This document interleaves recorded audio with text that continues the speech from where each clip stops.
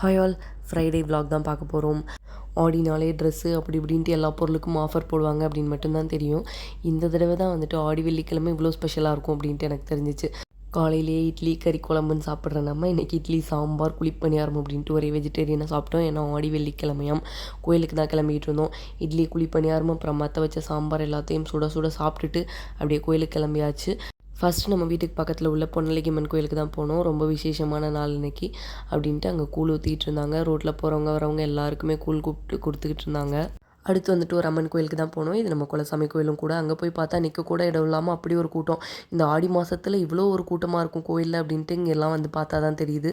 கூட்டத்தோட கூட்டமாக கலந்து நம்மளும் சாமியெல்லாம் தரிசனம் பண்ணிவிட்டு அதுக்கப்புறம் அப்படியே ஒரு கிளாஸ் கூழை வாங்கி குடிச்சிட்டு வீட்டுக்கு வந்து சேர்ந்துட்டு அதுக்கப்புறம் சாயங்காலம் நம்ம வீட்டு பக்கத்தில் இருக்க முளத்தினில சாமி கும்பிட்டு அங்கேயும் கூழ் ஊற்றுனாங்க.